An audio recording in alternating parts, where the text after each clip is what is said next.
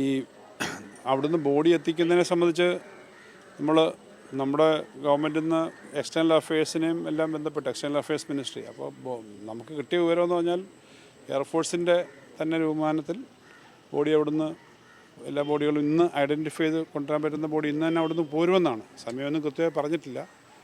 അത് നമ്മൾ ആവശ്യപ്പെട്ടേക്കുന്നത് കൊച്ചിയിൽ ഈ കേരളത്തിൽ നിന്ന് കുറേയേറെ ആളുകൾ ഈ ദാരുണമായ സംഭവത്തിൽ പെട്ടിട്ടുണ്ട്. അപ്പം കൊച്ചിയിൽ ആ ബോഡി ഇറക്കിയതിന് ശേഷം ഡൽഹിയിലേക്ക് പോകാമെന്നുള്ളതാണ്.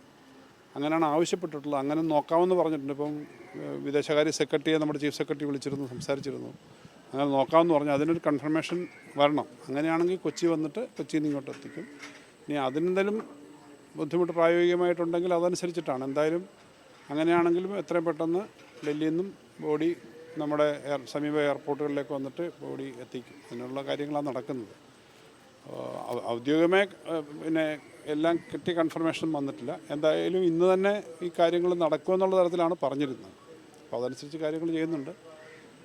നമ്മുടെ നോർക്കാഡ് ഉദ്യോഗസ്ഥന്മാരുണ്ട്, എംബസി ഉദ്യോഗസ്ഥന്മാരുണ്ട്, അത് ഫോളോ ചെയ്യുന്നുണ്ട്. ചീഫ് സെക്രട്ടറി തന്നെ പ്രത്യേകം ഈ കാര്യത്തിൽ ഫോളോ ചെയ്തുകൊണ്ടിരിക്കുകയാണ്. ക്യാബിനറ്റ് രാവിലെ തന്നെ കൂടിയിരുന്ന ഈ കാര്യങ്ങൾ ആലോചിച്ചിട്ടുണ്ട്. പിന്നെ നമ്മുടെ ആരോഗ്യമന്ത്രി അങ്ങോട്ട് പോയിട്ടുണ്ട്. ആരോഗ്യമന്ത്രി അതുപോലെ തന്നെ ജീവൻ ബാബു ES രണ്ടുപേര് കേരളത്തിൽ നിന്ന് തന്നെ മന്ത്രിയും ഒരു ഗവൺമെൻറ് ഉയർന്ന ഉദ്യോഗസ്ഥനും അങ്ങോട്ട് പോയിട്ടുണ്ട്. ബാക്കി അവിടെ എൻ്റെ സംവിധാനമുണ്ട്. പിന്നെ മലയാളികളുടെ വലിയ ഒരു സംഘം അവിടെ തന്നെ ഉണ്ട്.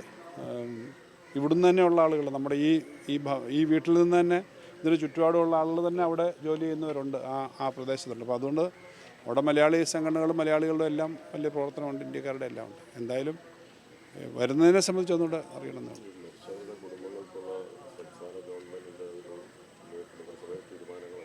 അത് തീരുമാനം നേരത്തെ പറഞ്ഞല്ലോ, മന്ത്രിസഭ തീരുമാനമെടുത്തു. ആശുപത്രിയിൽ കഴിയുന്ന ആളുകൾക്ക് അടിയന്തരമായിട്ടുള്ള സഹായം കാര്യങ്ങൾ വന്നു. ബാക്കി തുടർന്നുള്ള കാര്യങ്ങൾ അതുപോലെ തന്നെ കേരളത്തിൽ നിന്ന് വ്യവസായികളായിട്ടുള്ള 2 പേർക്ക് ഗവൺമെൻറ് 5 ലക്ഷം രൂപ വെച്ചാണ് അടിയന്തരമായിട്ട് പ്രഖ്യാപിച്ചത്. വ്യവസായികളായിട്ടുള്ള 2 പേര്, ശ്രീ യൂസഫലി, ശ്രീ രവിപ്പിള്ളയും അതുപോലുള്ള പ്രമുഖരായ പലരും അവരുടെ സഹായം പ്രഖ്യാപിച്ചിട്ടുണ്ട്. അപ്പോൾ അവരുടെ പ്രഖ്യാപനം വന്നു. കേന്ദ്ര ഗവൺമെൻറ്റും നേരത്തെ തന്നെ ഒരു അടിയന്തര സഹായം പ്രഖ്യാപിച്ചിരുന്നു. അപ്പോൾ അതിൻ്റെ എല്ലാ കാര്യങ്ങളും ബാക്കി കാര്യങ്ങളും ചികിത്സയും അവിടെ കഴിയുന്ന ആളുകളുടെ ചികിത്സ വളരെ ഗുരുതരമായി ആശുപത്രി കഴിയുന്നവരുണ്ട്, പരിക്ക് പറ്റി ആശുപത്രി കഴിയുന്നവരുണ്ട്. അപ്പോൾ അതിൻ്റെ എല്ലാം കാര്യങ്ങൾ നോക്കുന്നുണ്ട്.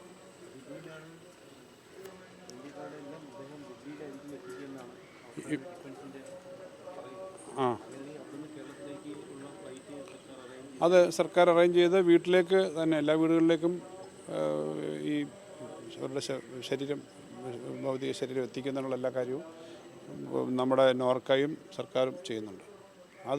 അതിനെല്ലാം ഉള്ള അറേഞ്ച്മെൻറ്റും എല്ലാം ഉണ്ട്. ഇവിടെയും അവിടുന്ന് വിളിച്ചിരുന്നു, നോർക്ക ഉദ്യോഗസ്ഥന്മാർ ഇവിടെയും കോൺടാക്ട് ചെയ്തിരുന്നു, ഇവിടെ പറഞ്ഞിരുന്നു ഇവിടെ അങ്ങനെയാണ്.